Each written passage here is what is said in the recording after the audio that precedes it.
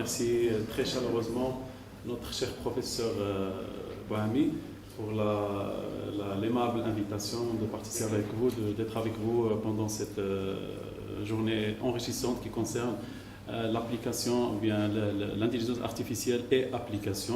Et j'insiste sur application uniquement sinon on ne va pas en finir, comme a souligné M. Bouhami. Donc mon travail va concerner un petit peu, pas le volet technique de l'intelligence artificielle, on va le voir, on l'a déjà vu avec le professeur Khaled Anis, on va le voir d'ailleurs avec les autres intervenants. Moi je vais juste prendre le côté significatif de l'intelligence artificielle et après on va voir la relation avec son application dans le contexte de la supply chain ou bien dans la chaîne logistique globale. On va prendre que quelques exemples d'application de l'intelligence artificielle. D'accord? Donc premièrement, on va prendre le contexte de l'intelligence artificielle juste pour le comprendre du point de vue industriel. D'accord? Son évolution industrielle pour voir comment l'application de l'intelligence artificielle a marqué le domaine, le secteur industriel. Comme ça, les industriels, les managers, les décideurs, ils ont profité de cette technologie pour être le plus efficace que possible, le plus efficient que possible. La question, il se pose, il va être posé jusqu'à l'infini. Est-ce que la machine aura la capacité d'être intelligente? Pour moi, personnellement, je ne peux pas la comparer avec l'humain, parce que, comme vous le savez, on ne peut pas comparer deux choses qui sont différentes. On ne va comparer que des choses qui sont similaires, avec le même contexte, les mêmes éléments. Donc pour moi, je ne peux pas dire que la machine va un jour dépasser l'homme, ou bien est-ce que la machine pense de la même manière, ou bien avec la même manière que l'être humain. Donc pour moi, ce sont deux choses totalement différentes. On profite de la machine pour mieux tirer des résultats favorables, des choses, plus d'efficacité, plus d'efficience, plus d'avancement. Mais pour la comparer avec l'être humain, je pense que c'est pas approprié pour moi. L'idée, c'est, je pense que vous connaissez le paradigme de gestion. L'idée, à travers toutes ces avancées, toutes ces évolutions, c'est parce qu'on cherche à avoir l'information au départ. L'idée pour l'entreprise, pour l'industriel, son quotidien, c'est la prise de décision. À chaque moment, à chaque instant, bien sûr, il y a des niveaux stratégiques, tactiques, opérationnels. Ce qui compte, c'est avoir les éléments dans ses mains pour qu'il puisse prendre la bonne décision pour lui, à ce moment-là, qui va peut-être changer en fonction des circonstances et en fonction des données qu'il essaie de recueillir, qu'il essaie d'avoir au fur et à mesure à travers les machines, à travers l'humain, à travers les évolutions. Je reviens à la question de l'intelligence, que ce soit de l'être humain ou de la machine, ou les deux en même temps, parce que l'entreprise veut profiter des deux intelligences, machine et humain, de par leur capacité d'adaptation, de par leur capacité de réflexion, de par leur capacité d'évolution, de remise en cause, etc. etc. Donc l'entreprise a besoin des deux intelligences en même temps présentes dans le contexte industriel, pour qu'ils profitent d'un côté de l'intelligence humaine séparément et l'intelligence artificielle de la machine pour qu'ils puissent dégager plus de rentabilité.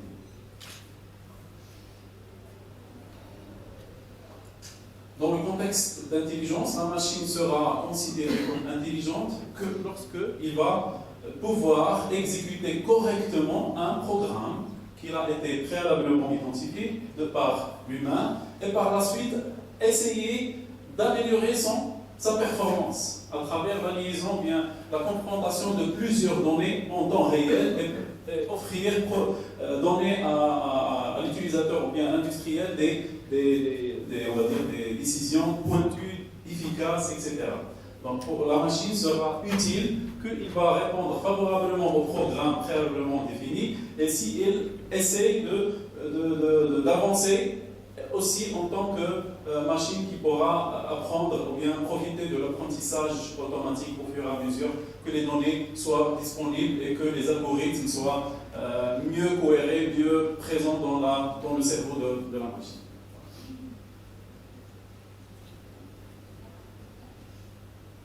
Deux possibilités qui s'offrent à l'industriel pour profiter de la machine, soit purement informatique, préparer des algorithmes, des structures, des cheminements pour atteindre un objectif. Toujours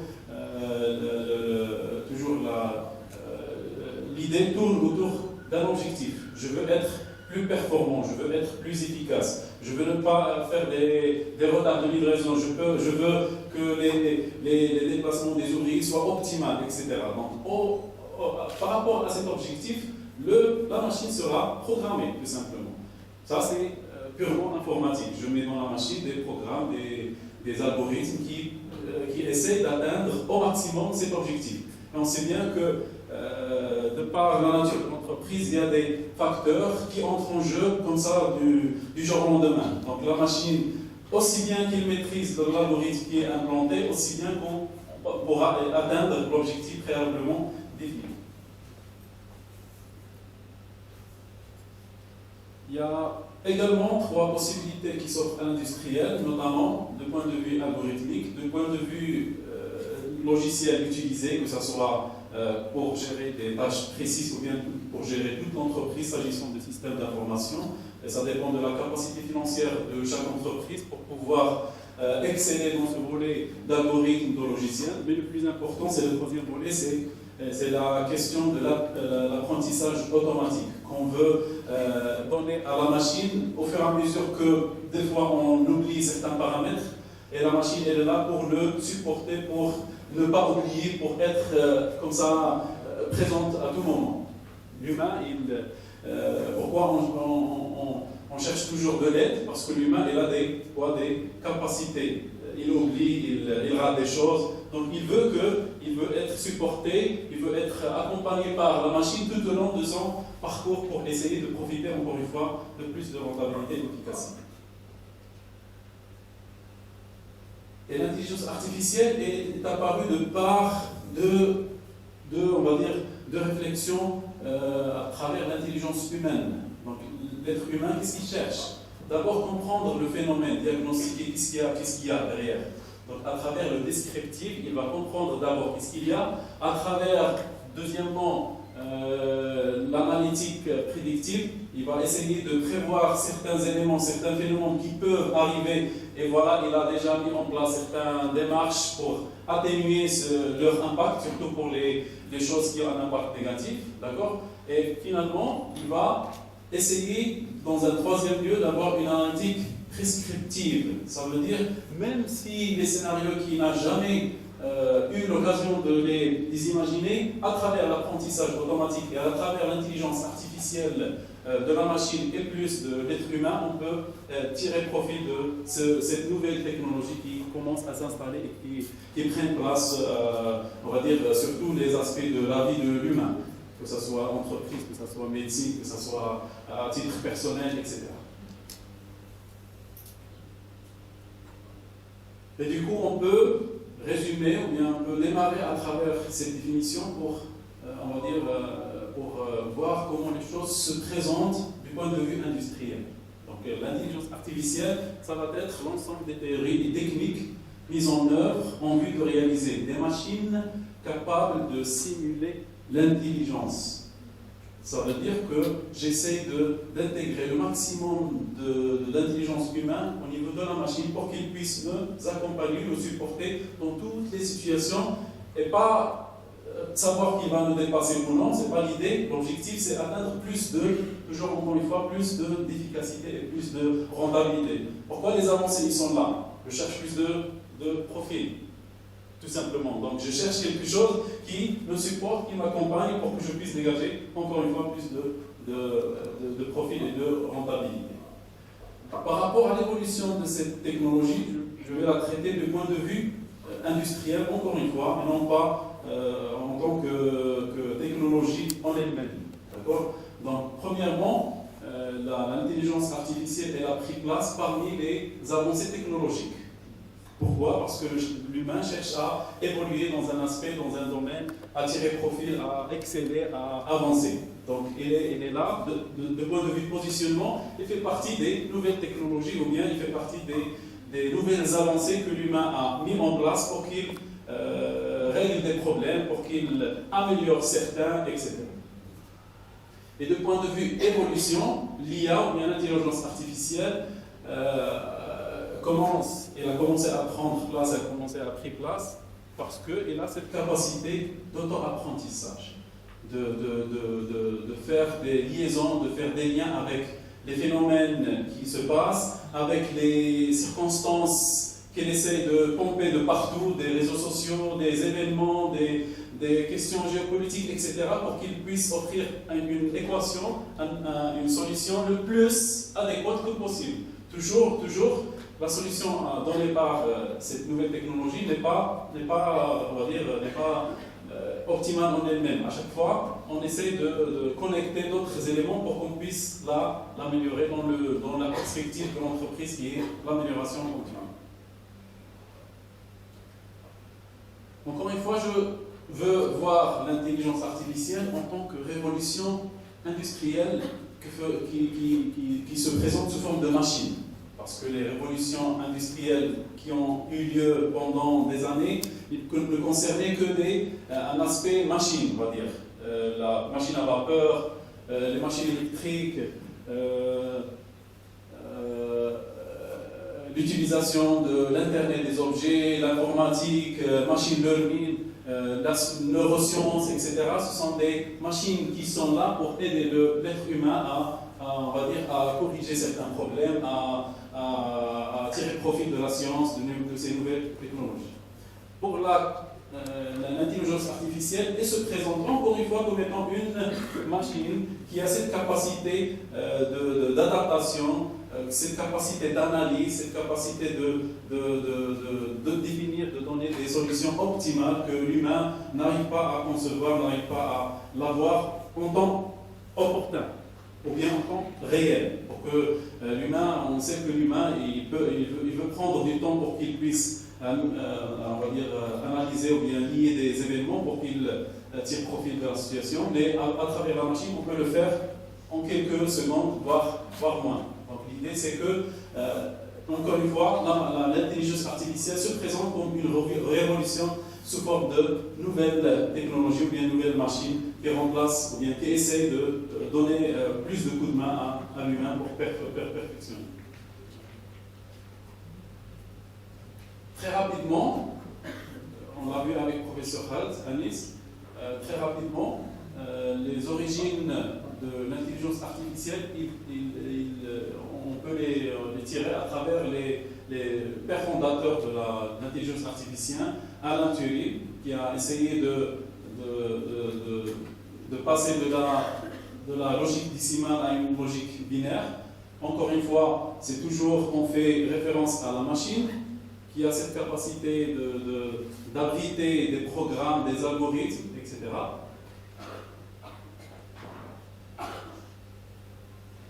McCarthy, qui est, c'est lui qui a donné cette première connotation, bien nomination à l'intelligence artificielle, comme étant la construction de programmes informatiques, encore une fois, qui relèvent ou bien qui se rapportent à la machine. Pour quelle raison? Pour accomplir d'une façon satisfaisante que l'être humain le fait tardivement ou bien ne le fait pas en temps opportun. Donc pour eux, la machine qui va remplacer l'homme ou bien qui va supporter l'homme, il essaie de régler des problèmes en temps réel ou bien au moment opportun avec des solutions plus optimales que l'être humain.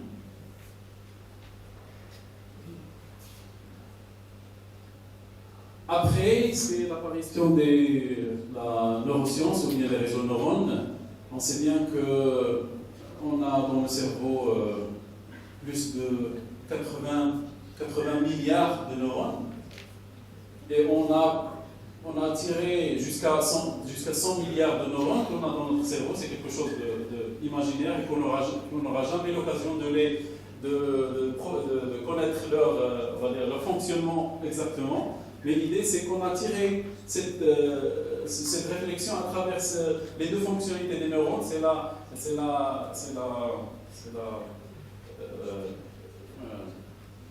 l'excitabilité et puis la conductivité. Les réseaux neurones, ils ont pris les deux fonctionnalités de ce qu'on a ici, qu'un neurone peut être excité lorsqu'il l'entend, bien lorsqu'il réagit avec une information d'ordre utile. Et il va la faire passer à un autre neurone pour qu'il, on va dire, c'est lui qui est responsable de cette information. Donc on a pu profiter de ces deux caractéristiques, l'excitabilité, merci, et puis la conductivité. Comme ça, on a mis en place ce phénomène de réseau neurones que jusqu'à aujourd'hui, jusqu'à aujourd'hui, on découvre les retombées de ce réseau neurone. Et puis après, Simon et Alain, ils ont dit que dans quelques années, la machine sera capable de dépasser l'homme ou bien de vaincre l'homme.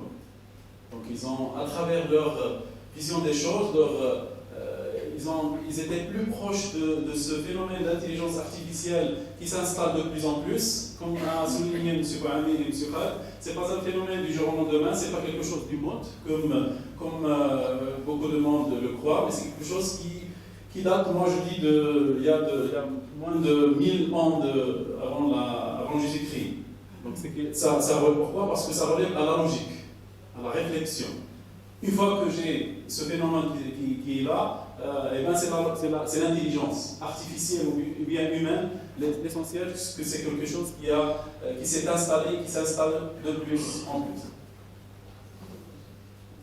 Et puis par la suite, l'apparition des systèmes experts pour lesquels on essaie d'être le plus pointu que possible. L'idée toujours, c'est de profiter de ces nouvelles avancées, comme ça on essaie de régler un problème, pas avec une solution générique, mais avec des solutions pointues. D'où l'apparition des systèmes experts, s'agissant encore une fois des machines.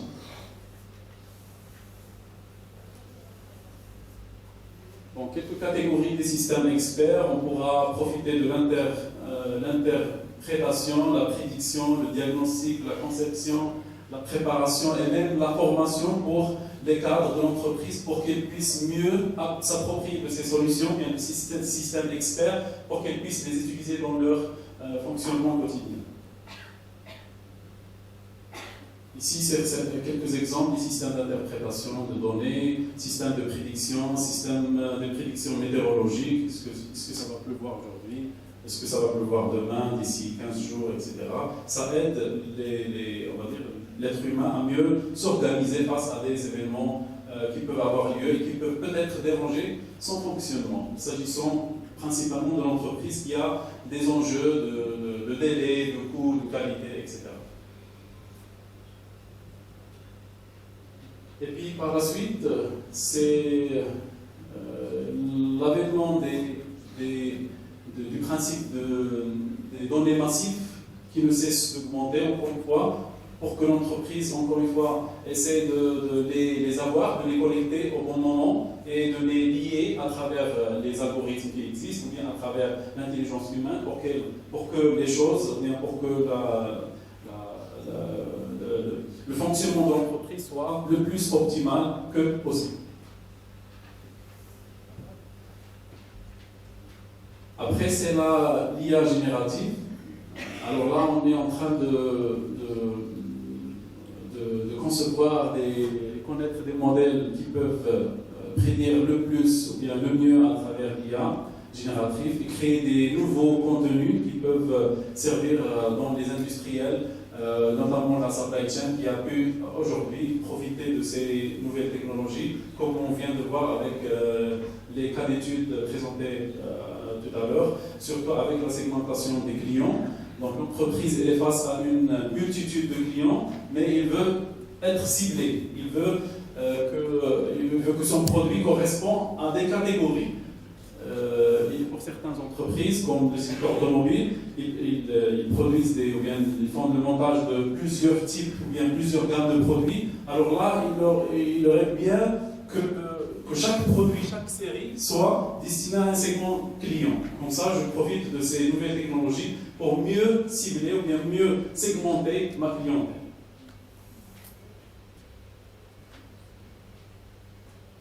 Quelques grandes différences par rapport à avant et aujourd'hui. Le système ou bien l'intelligence artificielle il est devenu plus facile à utiliser. Avant, je devais être ingénieur, je devais être informaticien, je devais être quelqu'un du domaine pour que je puisse interagir avec ces solutions-là. Maintenant, on va dire, jusqu'à l'absolu, n'importe qui peut manipuler ces technologies ou bien cette nouvelle technologie. Donc c'est devenu plus facile, plus approprié à tout le monde. Deuxièmement, moins cher. Avant, je devais avoir des logiciels, acheter des solutions, etc.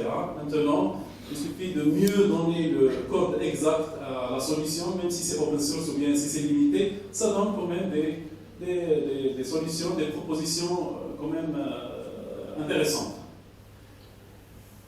Après, ou bien avant, il y avait l'usage de l'intelligence artificielle qui était purement technique. Maintenant, de par les concepts d'innovation que M. Kwame essaie de faire pour les prochaines éditions, de par le principe d'innovation, j'essaie de profiter de cette nouvelle technologie pour élargir son existence. Donc son usage il est devenu très varié, à partir de l'utilisation personnelle jusqu'à grande échelle. Le spectre d'utilisation des nouvelles technologies est devenu infini. Donc c'est devenu très varié. Et finalement, il est devenu une arme à double tranchant, cette nouvelle technologie, pour certains, et pour certains d'autres, c'est un outil pour progresser encore plus. Et pour d'autres, entre parenthèses pour les feignants, c'est pour faire le travail rapidement à la dernière minute. Donc c'est aussi une solution, une nouvelle technologie qui est devenue très utile dans le domaine de l'éducation et l'enseignement. Donc, quelques typologies de l'intelligence artificielle étroite qui est censée traiter que certaines tâches au regard de la programmation générale et puis super intelligente. Donc, à chaque fois, l'usage de l'intelligence artificielle dépend de son contexte, que ce soit étroite, que ce soit générale, que ce soit super intelligente. Le choix de l'apprentissage automatique va dépendre de plusieurs caractéristiques, notamment la disponibilité de l'information, l'accessibilité, leur qualité, leur santé, est-ce qu'ils ont une bonne santé, les informations dont je dispose, pour que je puisse les intégrer dans l'algorithme en question. Bien sûr, ça dépend de mon niveau de maîtrise, mon niveau de cohérence entre l'objectif, encore une fois, recherché et l'outil, ou bien l'algorithme, ou bien l'intelligence artificielle adéquate, s'agissant de machine learning, deep learning, ou bien l'intelligence artificielle dans sa globalité et tous les algorithmes qui se révèlent.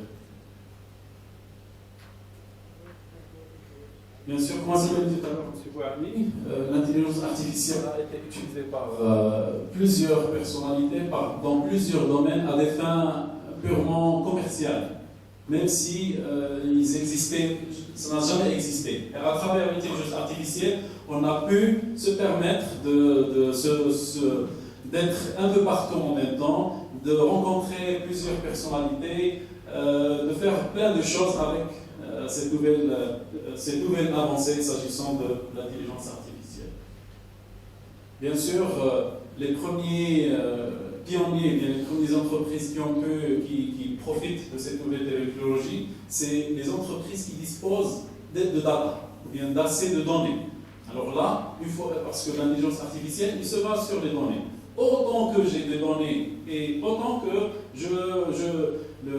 la mise en action de cette nouvelle technologie peut donner plus de perspectives, plus d'alternatives, plus de solutions.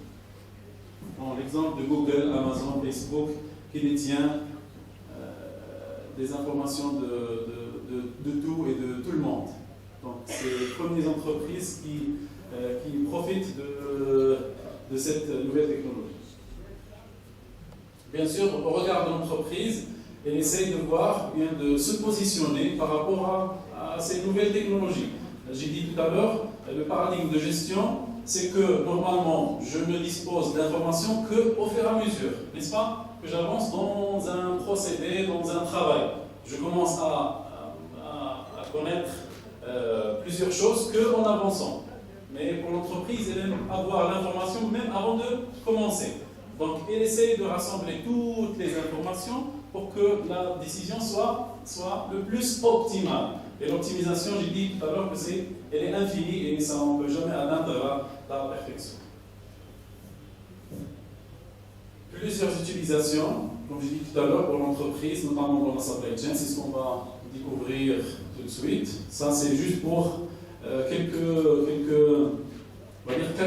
facteurs clés de succès de l'utilisation de l'intelligence artificielle. Quelques éléments pour faire réussir l'appropriation de cette nouvelle technologie, s'agissant de l'équité, l'explicabilité, le contrôle des dérives, la qualité des données, la santé des données, la robustesse, la performance, la cohésion, la responsabilité qu'on va voir vers la fin, dans le cadre du cadre juridique, à qui on va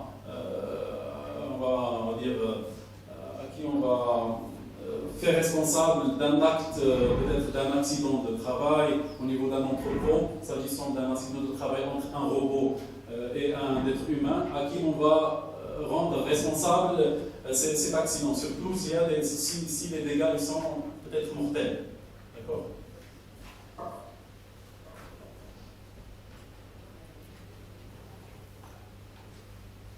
Donc, comme je dis tout à l'heure, l'entreprise, à chaque fois qu'il entend parler d'une nouvelle technologie que les autres utilisent, ils sont en avance par rapport à elle, essaient bien sûr de découvrir, d'essayer de la maîtriser, de la développer aussi au sein de l'entreprise pour avancer ou bien pour avoir toujours cet avantage compétitif.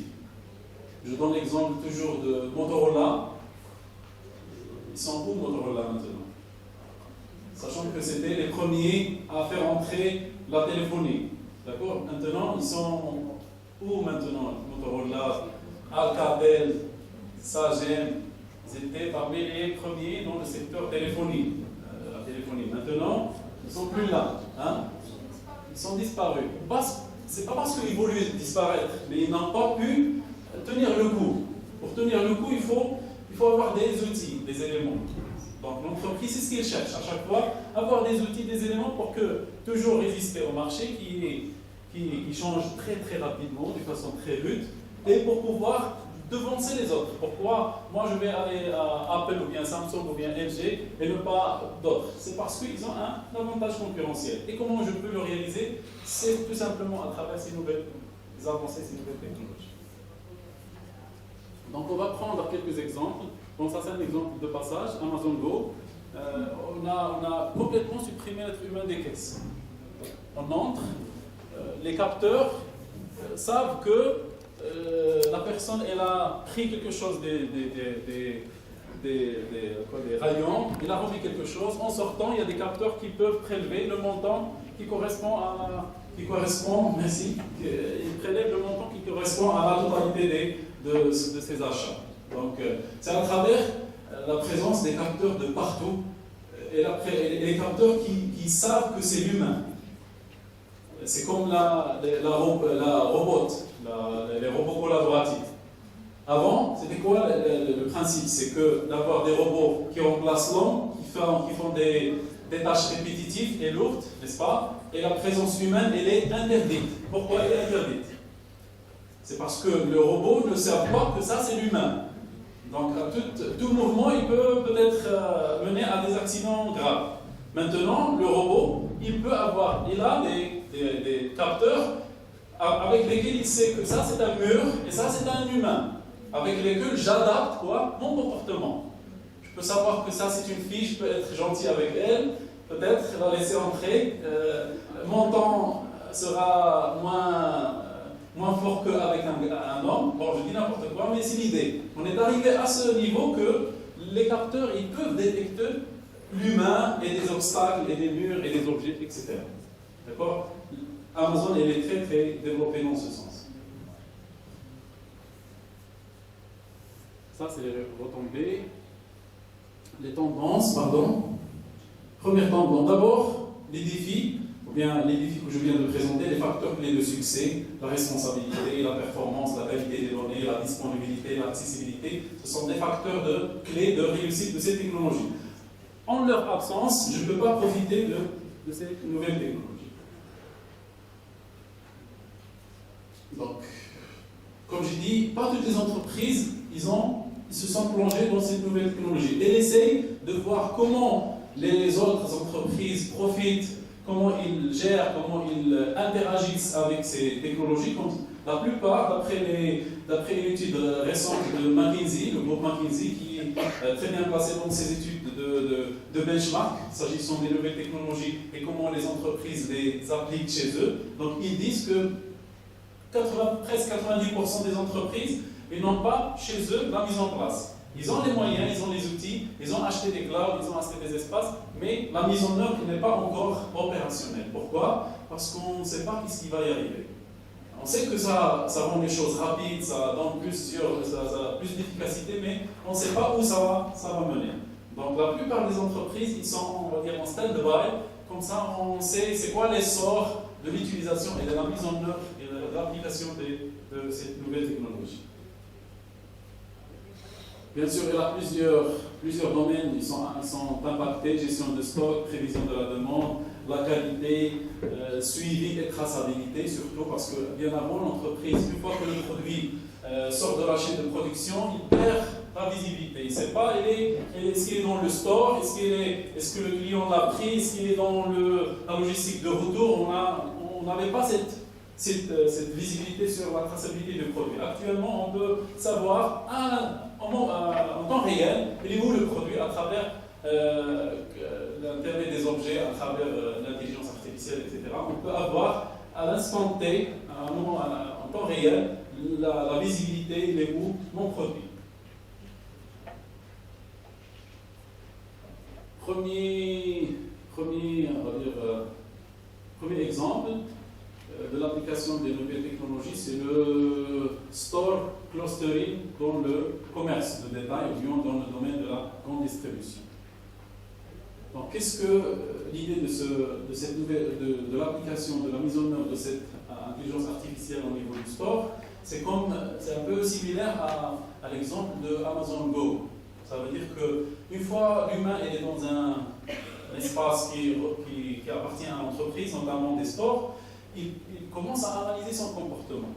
Quels sont les rayons les plus visités, quelles sont les dépenses versées, quelle est la nature du produit, la fréquence d'utilisation des magasins, etc. Et on a rassemblé un triplé entre magasins, clients et produits. Je sais que je peux prédire quand le client va venir, qu'est-ce qu'il va acheter en produit et quel magasin. Donc, on sait, de façon, l'idée est d'arriver à des prévisions le plus proches de la réalité, à travers l'analyse du comportement humain et de ces fréquentations dans des magasins et l'achat de certains produits, etc. Donc j'essaie d'analyser, d'avoir d'abord les informations et puis les analyser à travers l'apprentissage automatique. Comme ça, je donne à l'entreprise c'est quoi la formule magique à utiliser pour mieux profiter, bien pour plus de gains. C'est ce qu'on cherche toujours encore une fois. Donc on peut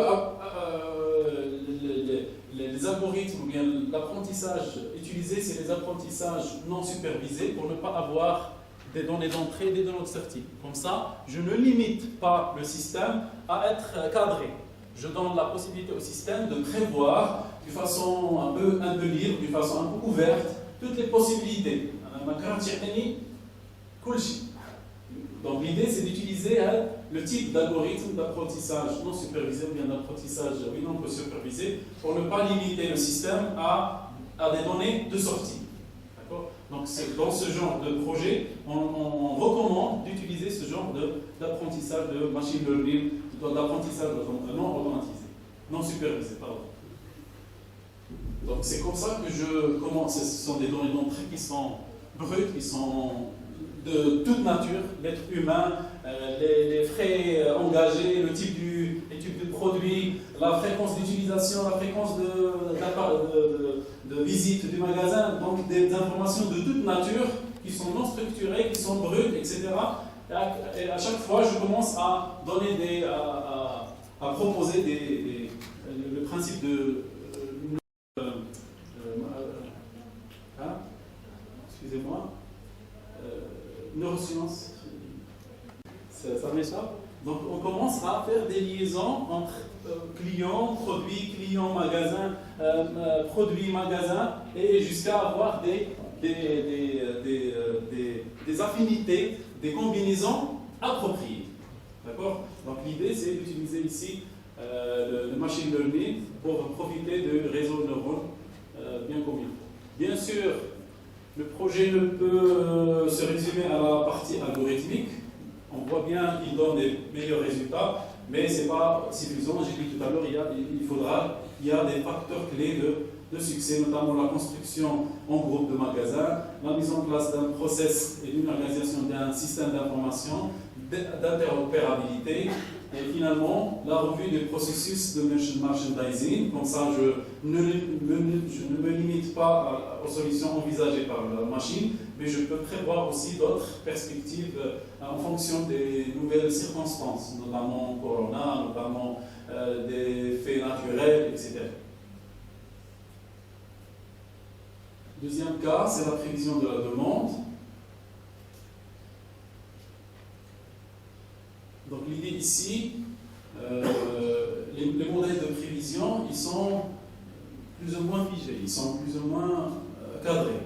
À travers l'utilisation des machines learning, la chaîne logistique a pu profiter d'une prévision de la demande qui a atteint 99%. Pour certaines industries, notamment Walmart. Vous connaissez Walmart certainement, le grand distributeur américain top 1 mondial des grands distributeurs. Elle a pu avoir 99% de l'exactitude des prévisions de la demande à travers l'utilisation des machine learning proprement bien, notamment l'intelligence artificielle appliquée à la prévision de la demande. Troisième et dernier cas, le control tower. Ici, l'idée c'est éviter certaines difficultés de mise en œuvre de l'intelligence artificielle, notamment l'accessibilité des données, parce que pour pouvoir proposer des solutions, des perspectives de résolution de problèmes, l'information doit être accessible et ça doit être actualisé. Même si c'est accessible, ça ne doit pas être d'hier ou bien d'avant-hier. Ça doit correspondre à l'instant là où je suis en train en temps réel. Le traitement, donc ça dépend de quel niveau d'intelligence artificielle le plus approprié à mon cas, notamment l'intelligence artificielle, machine learning, deep learning. Et être proactif, ça veut dire, parmi aussi il faut savoir que la première fois que j'utilise un modèle, ce n'est pas toujours le meilleur. Il faudra faire des tests et validations. Comme ça, c'est le modèle qui va être utilisé tout au long de la chaîne de valeur de l'entreprise.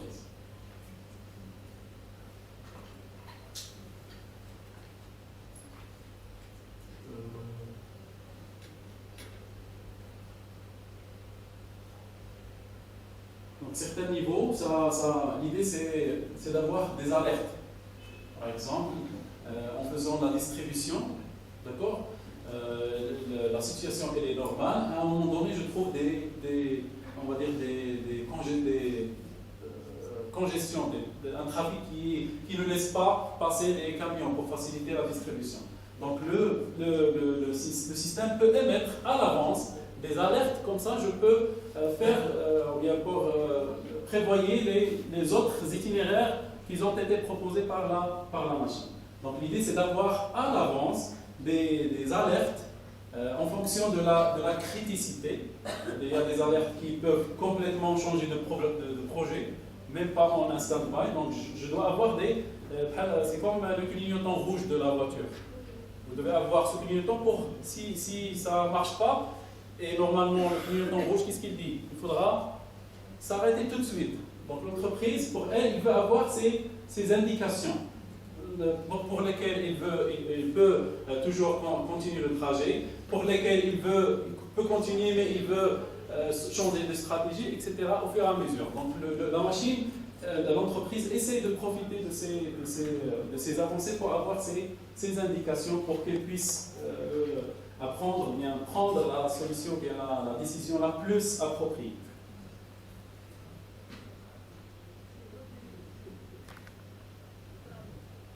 Donc je pense que je peux arrêter à ce niveau. On peut continuer l'échange avec les gens s'ils ont des choses. Merci beaucoup. Merci professeur Jean-Pierre. Je tiens à vous féliciter tout d'abord pour la qualité des informations partagées. Votre présentation est très instructive. Il nous a permis en fait de repartir avec de nouvelles idées concernant surtout l'application de l'intelligence artificielle au niveau de la chaîne logistique. Merci beaucoup. Alors maintenant, on ouvre la séance de débat. Si jamais vous avez des questions à M. Jabel Arif, si vous avez besoin de quelques éclaircissements, pourquoi pas?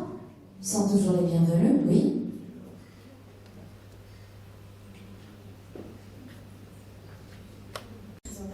Alors, je me présente tout d'abord, je suis Adèle Rabi, étudiante en deuxième année ici, génie industriel. Alors, ma question c'est comment l'intelligence artificielle aide à améliorer et à optimiser les processus de gestion des stocks au sein de l'industrie, bien sûr. Merci.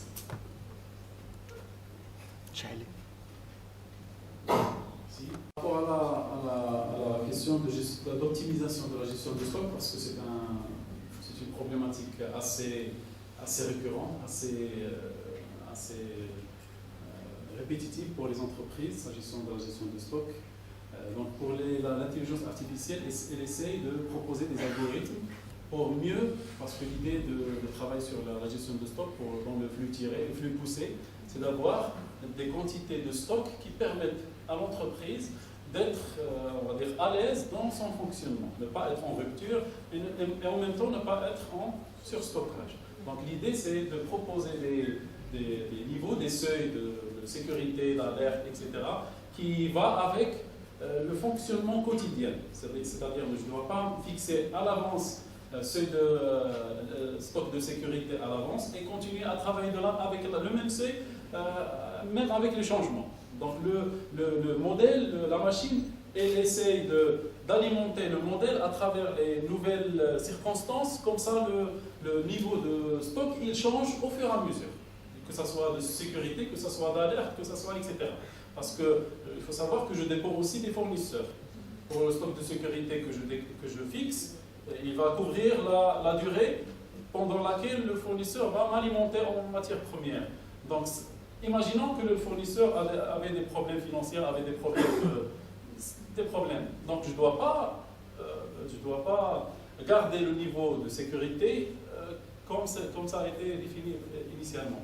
Donc, l'intelligence artificielle accompagne l'entreprise à ce que les niveaux de stock définis, que ce soit de réapprovisionnement, que ce soit de stock d'alerte ou de sécurité, soient variables, soient dynamiques au fur et à mesure que les circonstances changent de l'entreprise. Merci beaucoup. Entre le stock, dans une entreprise industrielle, il faut faire la différence entre deux types de stocks. Il y a les stocks de pièces de rechange qui servent pour la maintenance et il y a le stock de matières premières, de produits semi-finis qui servent à la production. C'est deux gestions différentes, complètement différentes. J'ai trouvé dans des entreprises industrielles où on mélange les deux. Et c'est très grave. Parce que la consommation n'est pas la même, parce que la gestion n'est pas la même. Les pièces de rechange, elles obéissent à une consommation qui est due à l'usure des machines. Donc ça relève de la maintenance. Alors que la matière première et les produits semi-finis, etc., qui rentrent dans la fabrication du produit, elles relèvent plutôt de la production. Et les deux peuvent utiliser l'intelligence artificielle. Pourquoi est-ce que l'intelligence artificielle est intéressante? Parce qu'elle va saisir tout un ensemble, tout un environnement de données qui va permettre de sortir des patterns, des modèles. Ces patterns qui vont dire, à ce moment-là, cette pièce-là, elle va probablement être en rupture de stock à telle date. Et permettre de lancer les commandes juste à temps. Et c'est ça qui est fondamental. Parce que, d'ailleurs, en maintenance, il y a une perte d'argent qui est considérable. Pourquoi? Parce que les gens partent du fait de se dire, je vais mettre une pièce en stock, comme ça je serai en sécurité. Alors vous imaginez si vous continuez en tant qu'ingénieur à avoir une réflexion aussi erronée, c'est de mettre des pièces, autant de pièces qu'il y a dans l'usine, de les mettre en stock. Et j'ai rencontré des entreprises industrielles, j'ai travaillé avec énormément d'entreprises industrielles, où ils avaient des pièces qui étaient immobilisées pendant 10 ans, 15 ans. Et vous savez combien une entreprise perd d'argent en immobilisant une pièce pendant une année? C'est 15 à 20% du prix de la pièce. Alors imaginez si vous avez 50 millions de dirhams en stock, combien vous perdez immobilisé, combien vous perdez d'argent. Et là, l'intelligence artificielle, finalement, elle intervient bien. La dernière fois, j'ai écrit un livre, je ne sais pas si vous le savez, j'en ai écrit quelques-uns, sur la gestion des stocks et des approvisionnements, mais dans le cas de la maintenance. Et j'ai été amené à faire une conférence pour les logisticiens français, ils ont une association. La question qu'ils m'ont posée est la suivante. C'est une question que je pose parce qu'elle est importante. C'est que dernièrement, à travers le monde, il y a un problème de chaîne d'approvisionnement. C'est un problème international. Et la question que m'ont posée ces professionnels, ce sont des chefs d'entreprise, etc., quelle est la solution? La question que j'ai posée, la réponse que j'ai donnée, ben, il faut que vous utilisiez l'intelligence artificielle. Pour saisir toutes les données, non pas au niveau local, mais au niveau international, sur les fournisseurs, sur les circuits d'approvisionnement, etc. Avoir une idée globale et à partir de ce moment-là, savoir quel est le chemin le plus optimal. Merci. Merci. Merci, monsieur, pour ces éclaircissements.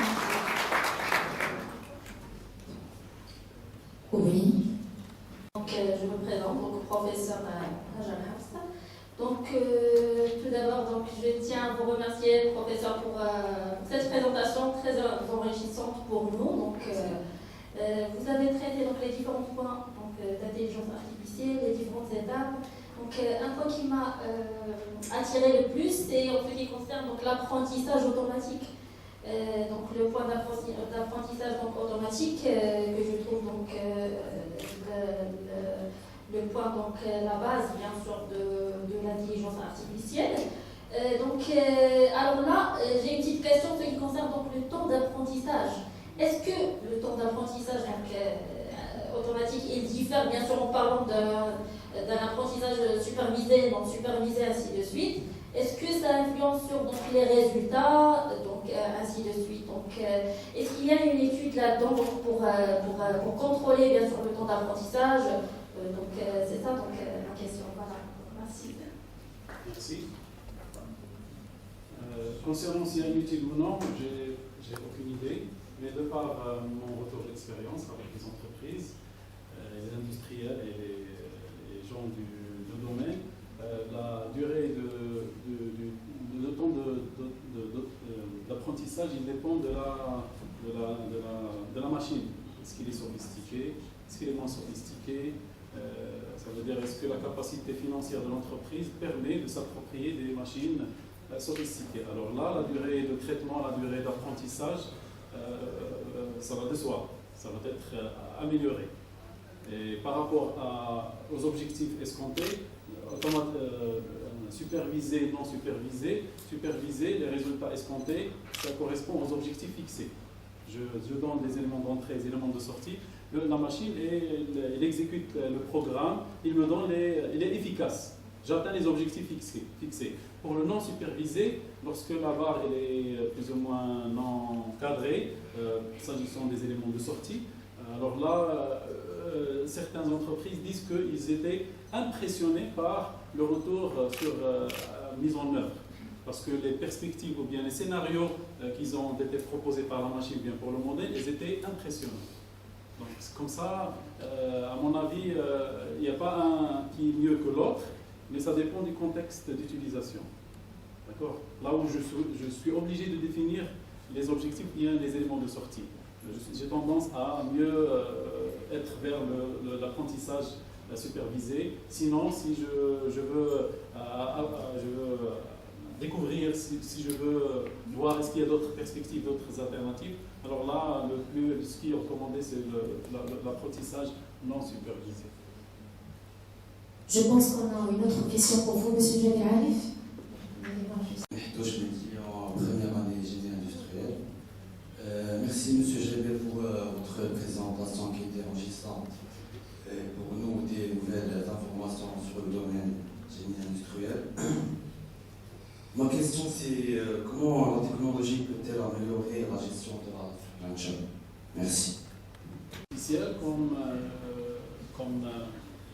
je viens de présenter, il concerne plusieurs chaînes, d'accord, notamment le transport, la production, la distribution, etc. Par exemple, pour le transport, on peut utiliser l'intelligence artificielle pour mieux, nous, d'après les calculs classiques traditionnels, on a le chemin le plus optimal. Pas le plus court, pas le plus long, mais ça dépend des enjeux derrière. Avec l'intelligence artificielle, je peux avoir encore une fois un chemin le plus optimal, 10 fois, 100 fois optimal que ce que se faisait. Pourquoi? Parce que, comme vient de signaler M. Bouhami, je profite des données en masse de mon environnement interne, de mon fonctionnement interne, et notamment de l'environnement externe de l'entreprise. À partir de cette quantité d'informations qui est versée dans le modèle, les solutions qu'on peut tirer, ils sont, on va dire, plus satisfaisantes. Donc la chaîne logistique ne cesse, parce que la logistique en elle-même, elle est venue pour optimiser de sa nature. Donc autant mieux profiter des nouvelles avancées pour encore mieux présenter l'optimisation escomptée par l'entreprise. Merci pour tous ces éclaircissements. Alors je pose une autre question. Deux questions. Étudiante en deuxième année. Finalement, je veux vous remercier bien sûr pour votre présentation. C'était une présentation captivante, j'ai bien appris. Alors, ma question c'est comme suit. Alors, l'utilisation de l'IA dans la supply chain, qui concerne le cadre juridique, l'aspect réglementaire. À l'heure actuelle, il n'y a aucune référence, aucun cadre juridique qui met en cause la responsabilité en cas de problème.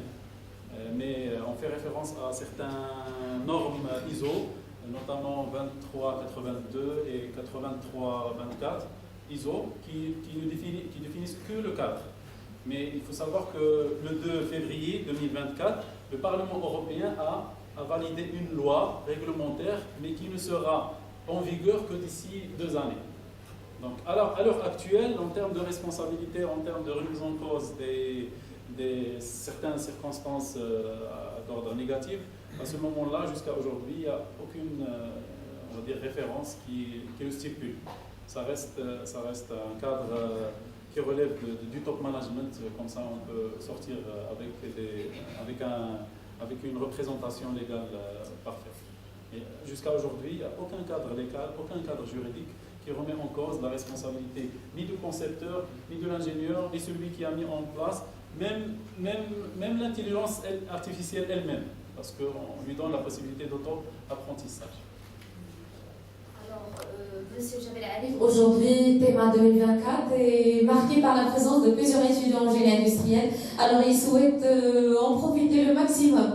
Alors, une toute dernière question, si vous permettez, s'il vous plaît. Alors, bonjour à tous, je suis Hana Daman, deuxième année génie industriel. Merci pour votre présentation, c'était très informatif et enrichissante. Ma question c'est comment l'intelligence artificielle peut aider à mieux gérer les risques dans la supply chain. Merci. Les risques dans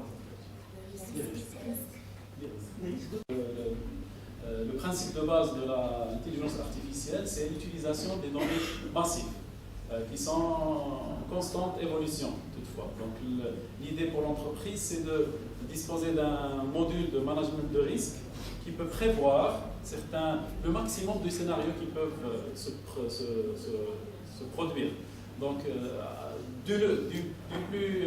à partir des risques le plus critique jusqu'au critique le moins critique. Donc, l'intelligence artificielle peut aider l'entreprise à prévoir tous les scénarios d'une façon exhaustive.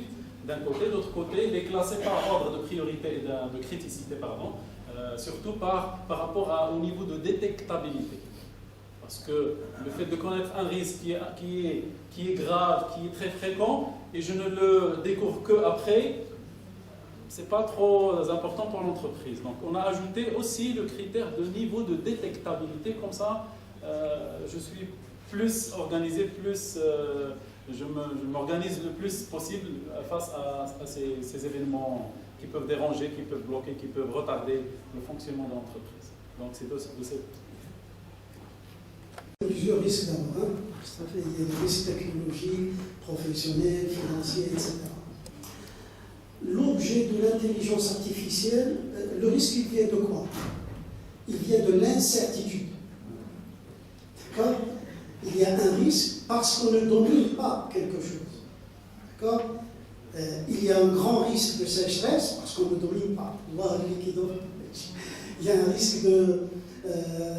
risque sismique. Donc, il y a un risque lorsqu'il y a une incertitude. Or, l'objet de l'intelligence artificielle, lorsque cela est possible, c'est justement de diminuer cette incertitude. Et par conséquent, diminuer le risque. C'est ce qu'on essaie de faire, c'est ce qu'on essaie de faire, on n'y est pas encore arrivé, en météorologie. D'accord? Il y a toujours, même dans des pays qui sont développés comme le Japon, il y a toujours des séismes. Et ils ont des technologies qu'ils ont mis en place, énormes. Mais il y a toujours, pas arriver à une douche d'incertitude. D'accord? Donc c'est pour cette raison qu'il y aura toujours un risque, quel que soit. Mais l'intelligence artificielle, son rôle, c'est de diminuer ça. Pourquoi est-ce qu'elle le diminue? C'est parce qu'elle essaie d'utiliser beaucoup de données. Et en utilisant beaucoup de données, il y a moins de risques, moins d'incertitudes, que ce soit en maintenance, en supply chain, dans tous les domaines. Il y aura moins. Alors, il y a une petite remarque qu'a fait un étudiant, j'aimerais juste lui dire que la supply chain, ce n'est pas uniquement l'intelligence artificielle. C'est tout un ensemble de technologies dont on a parlé dans l'industrie 4.0, première thématique. Vous rentrez sur le site et vous regardez les conférences. Parce que toutes ces techniques-là permettent d'optimiser la supply chain, permettent d'optimiser tout.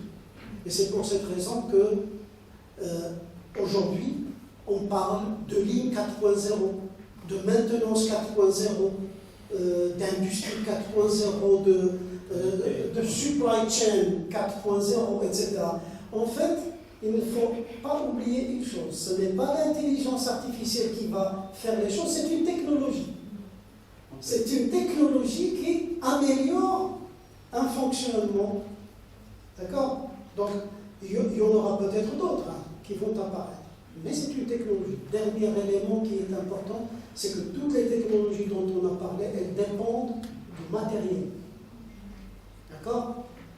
Et il est probable qu'il faudra attendre qu'il y ait des ordinateurs quantiques, etc., pour qu'on puisse avoir un saut un saut important. D'autres technologies, parce que comme je l'ai dit dans mon exposé, je vous ai dit qu'on s'améliore, et puis à partir d'un certain moment, il y a une limite. Donc on arrive à un palier. D'accord? On fait comme ceci, on monte, puis il y a un palier, puis il y a une nouvelle technologie qui arrive. Il y a une nouvelle technologie qui arrive et qui va relancer encore un cycle. Et c'est ce qu'on a fait dans la vie de l'homme tout le temps. Merci.